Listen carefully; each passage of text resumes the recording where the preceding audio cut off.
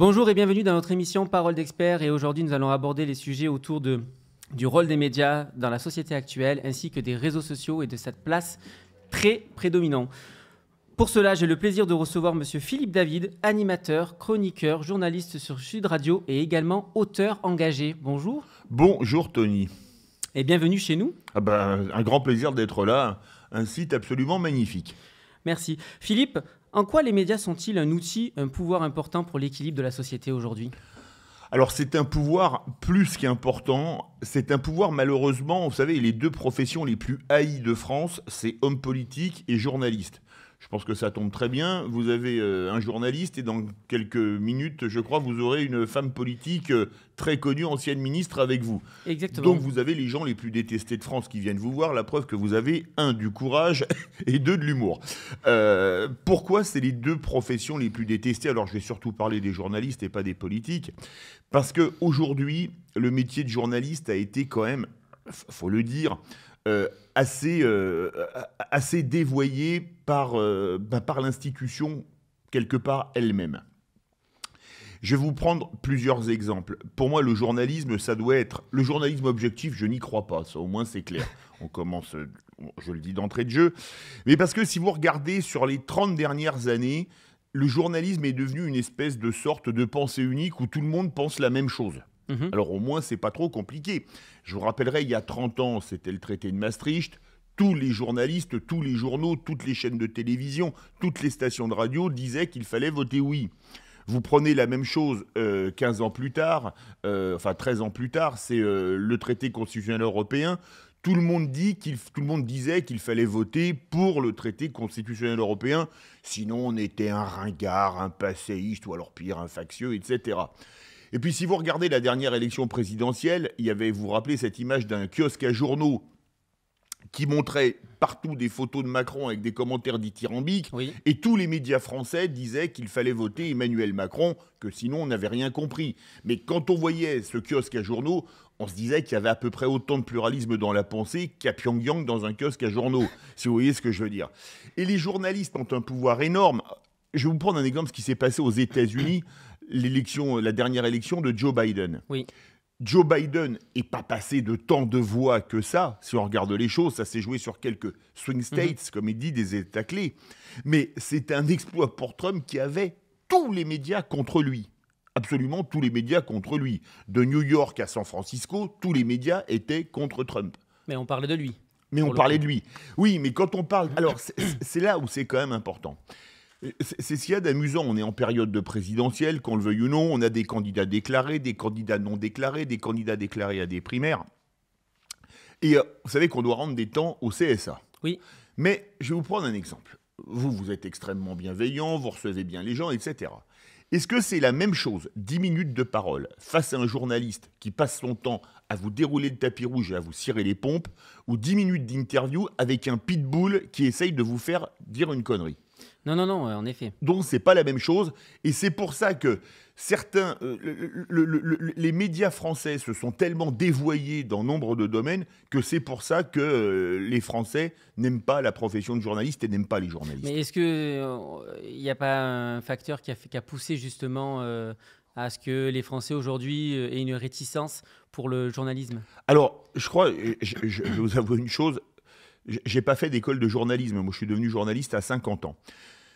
Pour avoir fréquenté beaucoup de journalistes, le souci, c'est qu'ils sont passés par des écoles de journalisme, pour la grande majorité d'entre eux, où ils sont complètement formatés. Vous savez, il y avait eu un sondage, je crois que c'était en 2002, au moment de l'élection présidentielle.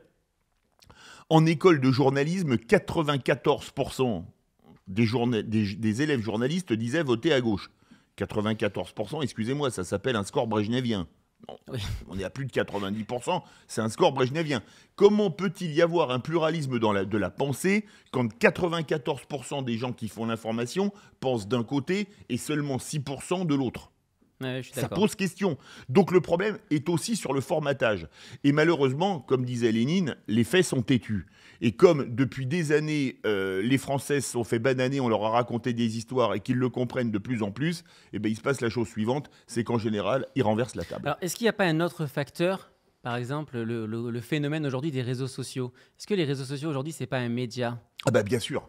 Alors surtout, il y a quand même une chose intéressante. C'est là où on voit à quel point en France on n'a pas su évoluer. Euh, les réseaux sociaux et l'Internet, je vais globaliser, c'est totalement mondial. Mhm. Vous mettez une info à Sydney, une seconde après, elle est à Paris, elle est à Washington, elle est à Pékin, elle est à Tokyo. D'accord. C'est pour ça que c'est quand même amusant. Les sondages qui sont interdits en France jusqu'à 2 jours avant les élections ou 3 jours avant les élections, et vous allez sur la télévision suisse romande ou la RTBF, c'est-à-dire, je prends les Suisses, les Oui. Belges, hein, ils parlent français, c'est à côté, vous avez les sondages le jour même des élections. Vous voyez un peu, mais on vous dit, non, attendez, en France, il n'y a pas de sondage. Oui, mais si on peut les regarder Oui. sur votre ordinateur ou votre téléphone, alors en plus dans votre langue, c'est pas trop compliqué. Oui, mais du coup, ça emmène à des dérives. Ah oui, mais ça amène à des dérives, bien sûr. Par contre, les réseaux sociaux, c'est un amplificateur. Et quand, par exemple, vous savez, vous avez vu la vidéo de l'agression de Oui. la professeure à Comble-la-Ville, c'était il y a quelques semaines, Oui. ça a pris une ampleur, des agressions comme ça, des profs qui se font agresser, il y en a tous les jours dans les lycées de France. Tous les jours.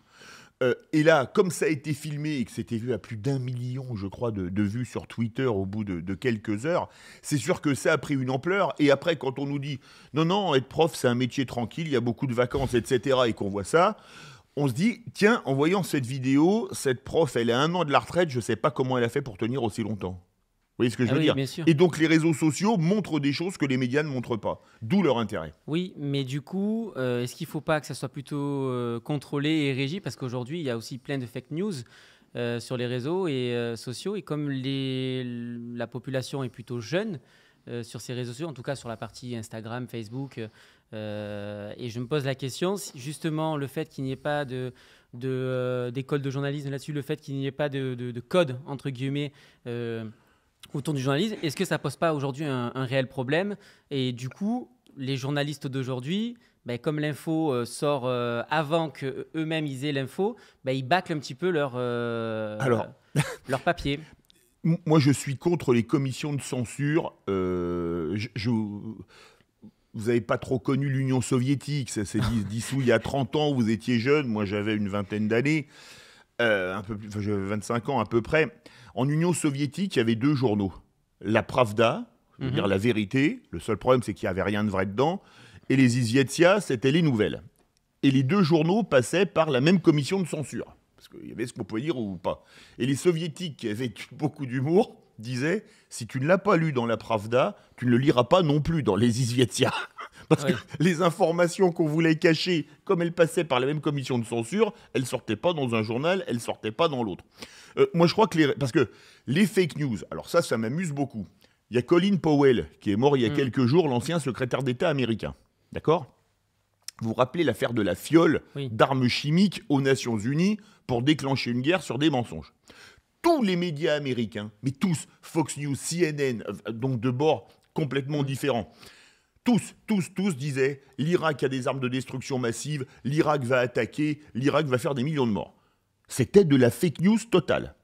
Par des médias, désolé, c'est un anglicisme, mainstream. Et même par les gouvernements. On a censuré ces fake news. Non, malheureusement. Donc, parfois, vous savez, je me rappelle, alors on est en pleine crise du Covid, on nous disait, ceux qui disent qu'il va y avoir un passeport sanitaire sont des complotistes. Ah, maintenant, c'est l'inverse. Voilà, maintenant on dit, ah ben non, mais c'est... Vous voyez ce que je veux dire? Vous Oui, bien disiez, il sûr, va y ouais. avoir un passeport sanitaire, vous disiez, vous êtes complotiste. Non, on n'était pas complotiste, on était visionnaire, c'est tout.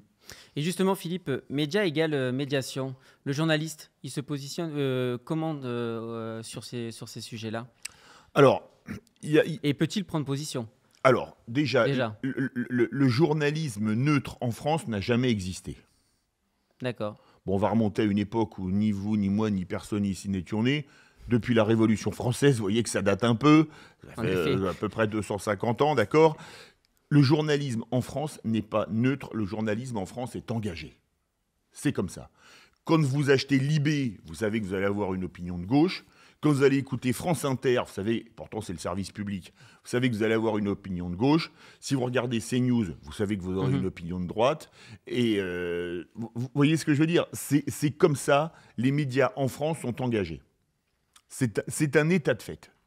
Donc, personnellement, moi, ce que j'aime quand on travaille à Sud Radio, c'est que les politiques qui viennent m'ont toujours dit, qu'on soit du RN ou de la France Insoumise, on est traité strictement de la même manière. Moi, j'ai une pratique, je traite tous les gens qui viennent dans mon studio, dans Les Vraies Voix, strictement de la même manière. Et je faisais la même chose dans le Grand Matin Week-end, dans Seul contre tous et dans le Grand Référendum. C'est les émissions que j'ai fait auparavant. C'est un principe, on doit traiter tous ces invités de la même manière. Parce que, comme je vous le disais, 10 minutes d'interview à essayer de se défendre des accusations qu'on vous porte, ou 10 minutes d'interview où on vous tire le tapis rouge, c'est pas du tout la même chose. Ah non, on est bien d'accord. Et moi, je mets les gens devant leurs contradictions, je leur pose des questions quand ils disent une contre-vérité, ou je les contredis. Par contre, jamais d'agressivité, toujours de la bienveillance. Ça, c'est le b.a.-ba. Et vous le savez, vous êtes déjà venu en studio. Exactement. Et je confirme, effectivement, vous donnez la parole à tout le monde. Ça, c'est une chose qu'on voit de moins en moins, d'ailleurs, dans les médias aujourd'hui. Absolument. Philippe, qui est le propriétaire du média? L'actionnaire? Le lecteur? L'auditeur? Le spectateur? C'est un peu tout à la fois. Alors, par contre, nous, on appartient à un très gros groupe qui s'appelle Fiducial Média, d'accord. Le groupe Fiducial, je crois que c'est 17 000 salariés. Moi, j'ai une liberté totale d'inviter qui je veux, de faire les sujets que je veux, etc. Donc ça, au moins, c'est une simplicité claire. Alors, évidemment, on appartient à un actionnaire. On appartient également, quelque part, à nos auditeurs, parce que c'est eux qui sont là. On fait de la radio pour eux. Moi, quand je fais de la radio, il y a des sujets hyper pointus que j'adorerais aborder. Mais certains n'intéresseraient absolument pas l'auditeur. Et comme j'ai pas envie qu'il parte écouter quelque chose, parce que le sujet l'intéresserait pas, on essaye de faire des sujets qui parlent aux gens, les sujets de la vraie vie. Les taxes sur les carburants, ça les concerne. Parce que quand ils vont faire leurs courses ou quand ils amènent les enfants à l'école, vivez en province, vous êtes obligé d'avoir une voiture. J'ai passé la moitié de ma vie, je sais de quoi je parle. Vous ne pouvez pas faire autrement. C'est sûr que quand on habite Paris 1er et qu'on travaille à Paris 4e, on peut même y aller à pied, on peut y aller en vélo, on peut y aller en trottinette, on peut y aller en bus, on peut y aller en métro. Vous êtes d'accord? Oui. Par contre, si vous êtes comme de nombreux Toulousains, une ville qui m'est chère, qui travaillent à Toulouse maintenant, mais qui habitent à Montauban, 40 km d'autoroute. Pourquoi? Parce que le prix de l'immobilier a flambé à Toulouse et qu'à Montauban, c'est beaucoup moins cher. Ben évidemment, là, les trains, c'est pas toujours aux heures les plus pratiques, donc on y va en voiture. On n'a toujours pas la ligne TGV, d'ailleurs. Oui, ça, vous savez, ça fait 30 ans qu'on en parle. Là, la ligne TGV. Alors, a priori, ça devrait arriver pour 2030. Mais là, les prix vont encore grimper pour le coup. Ah ben oui, au nombre de millions d'euros par kilomètre, ça fait un peu peur, surtout vu la dette de la SNCF. C'est ça. Et du coup, Philippe, alors du coup, pourquoi certaines personnes ne se retrouvent pas dans l'offre médiatique aujourd'hui qui est proposée Parce que tous les médias nombre de médias disent à peu près la même chose. Objectivement. Vous savez, vous connaissez, il y a le prêt-à-porter, il y a le prêt-à-penser. Donc on vous dit, voilà, faut penser comme ça.